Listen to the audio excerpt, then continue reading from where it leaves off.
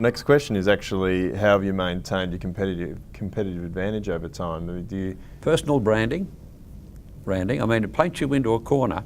Can't put your head up on television, head in the paper, or be on television or whatever, unless you walk the talk. So you've got to be there. That's very important. That's another important thing I'll talk about in a minute about running a business. And the other thing is too, I've got to make sure my staff, and I've got over 600 people, walk my talk. It's all very well me getting up there and saying I employ non-pushy professional salespeople, if when somebody comes in, they are pushy and they're unprofessional. That makes me a hypocrite. Getting back to management again, I think we were talking about that.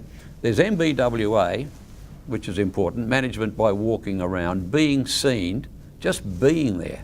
If someone had asked me, and I used to do a lot of public speaking to small owners of small businesses, someone had asked me, John, if you could encapsulate on a few words, what does it take to run a successful business? I could boil it down to 2 words: be there, be seen. Let them see your staff. You said, I go to my service department on Wednesday mornings, I make the coffee, I wipe the table, I sit and I talk to people, and the place jumps because I'm there. And the other one is MBBI, almost more important than MBWA. MBWA, management by walking around. MBBI, management by being involved. Get involved. Roll up your sleeves and get into it. Don't put yourself up in an ivory tower. Don't shield yourself away with PAs and telephones and bloody emails and all that sort of thing. I could be in a meeting, an important meeting, maybe even whatever. PA would say, Mr. Hughes, there's a client out there. I've got no idea who it might. They might be wanting to sell me something. They might have a complaint. They might want to know directions to the, I don't know, the railway station. I walk out and I talk to them. That's what you do. And what would you see the biggest challenge for John Hughes would be over the next 5 years? Technology. Technology? In what way? Internet. Look, the internet's here to stay and it will just galvanise more and more. But it's taken, I don't know, 5 or 6 years ago, people would go to 5 or 6 car yards before they made a choice. They could see a car, they could touch it, they could slam the door, they could rev the engine, they could have a look at the colour, they could drive it, they could get involved. Now they go to 1.5 dealerships because they're doing this.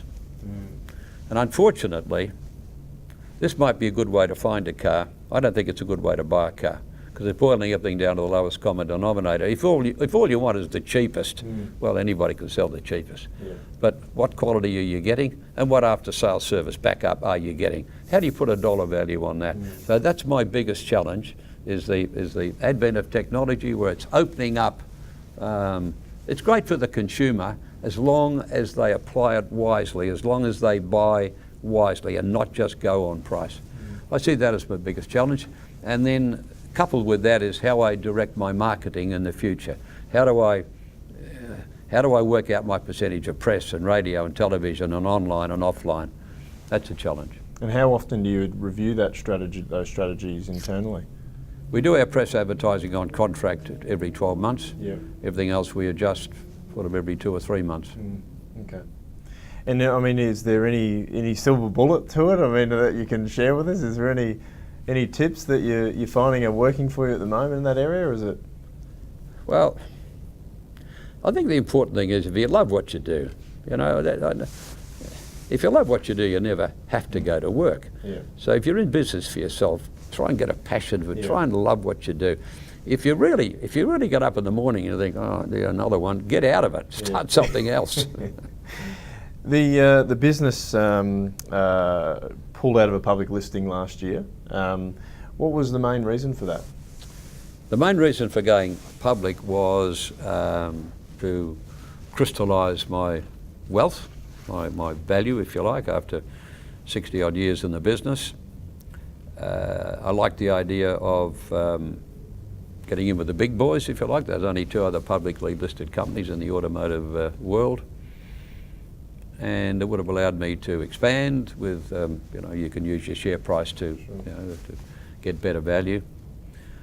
But I stopped because, number one, we'd been on a high, you know, with this recent boom we've been through. We were all up there.